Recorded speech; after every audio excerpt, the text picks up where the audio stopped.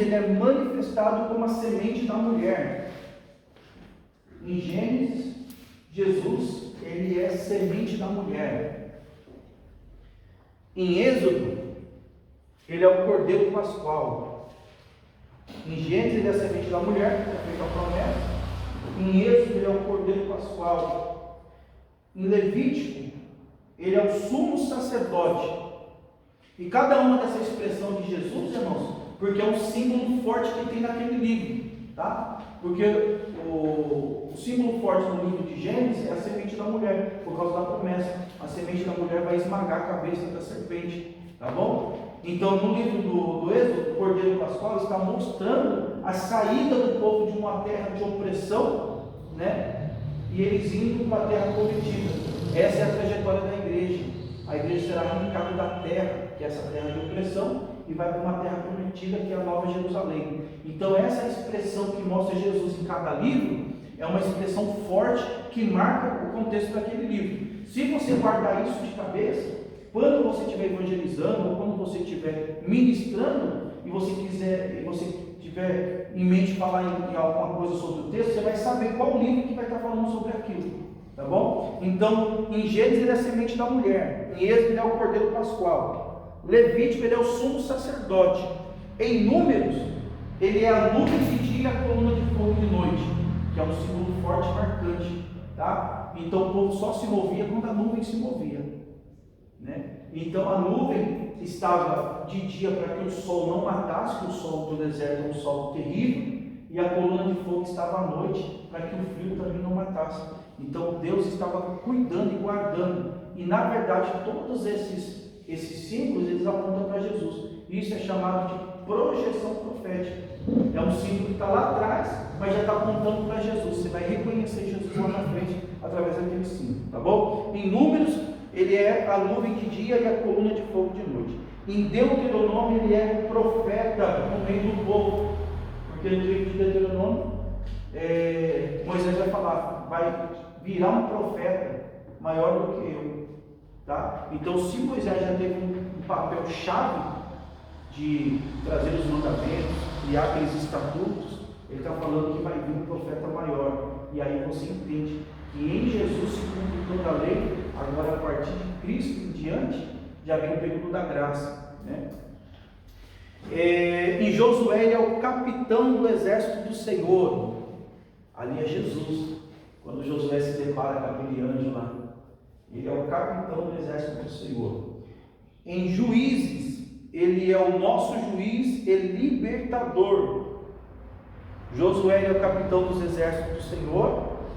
Em Juízes, ele é o nosso juiz e libertador. Em Ruth, ele é o nosso parente remidor.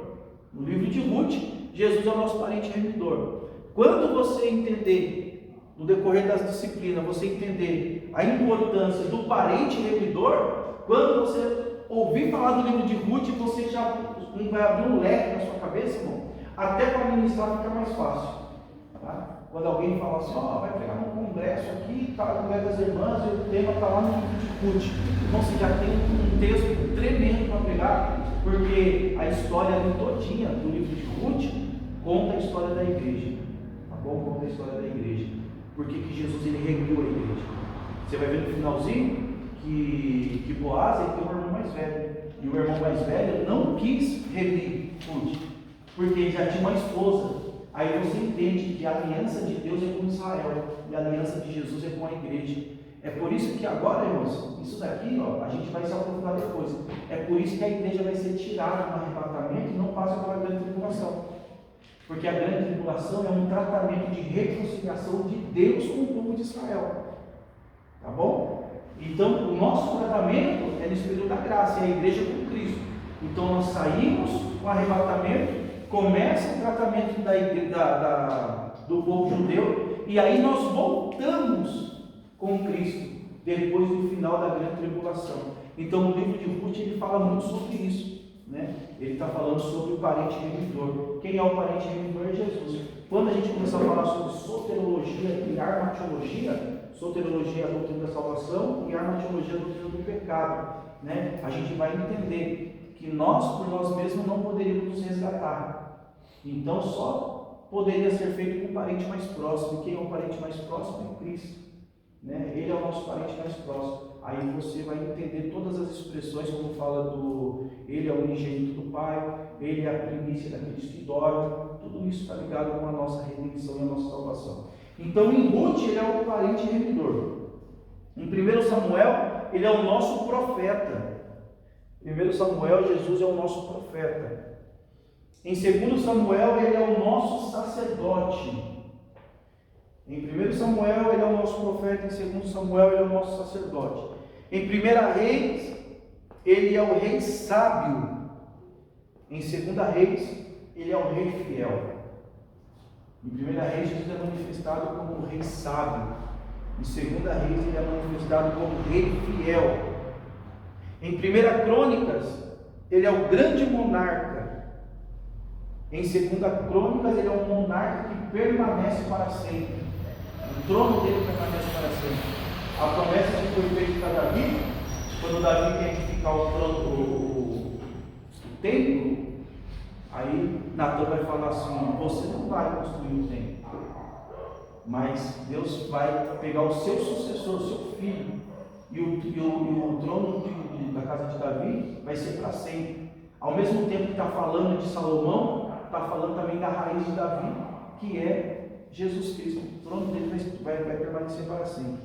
Então, em 1 Samuel, ele é o nosso profeta. Em 2 Samuel, ele é o nosso sacerdote. Em 1 Reis, ele é o rei sábio. Em 2 Reis, ele é o rei fiel. Em 1 Crônicas, ele é o grande monarca.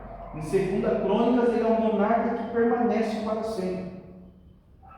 Em Esdra, ele é o grande escriba. Em Neemias, ele é o nosso restaurador. Em Esdra, grande escriba.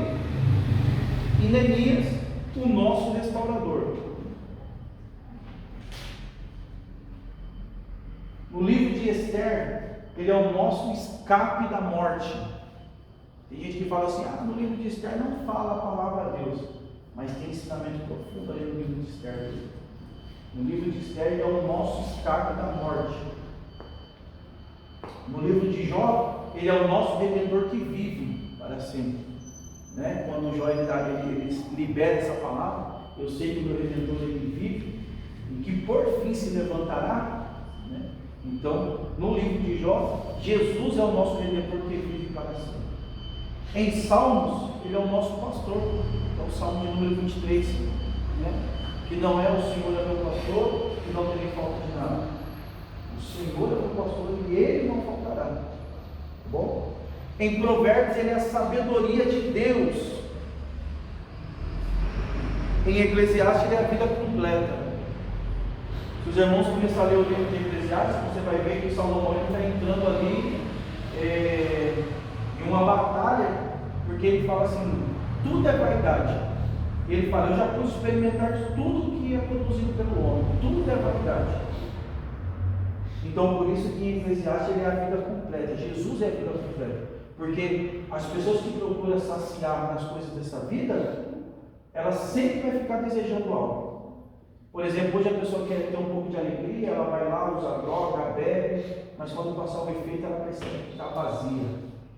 Vem a depressão, a angústia, né? Mas só em Jesus nós temos a vida completa. Então, em Eclesiastes é a vida completa. O que Salomão não sabia, hoje nós sabemos por revelação e por conhecimento. Em Cantares, ele é o amado da nossa alma. Cantares de Salomão, irmãos, é um livro. Se a gente tiver a oportunidade, se a gente estiver interessado, a gente faz um estudo aí, pelo menos umas 2 aulas só sobre o livro de Cantares. Os irmãos vão ver cada revelação que tem no livro de Cantares.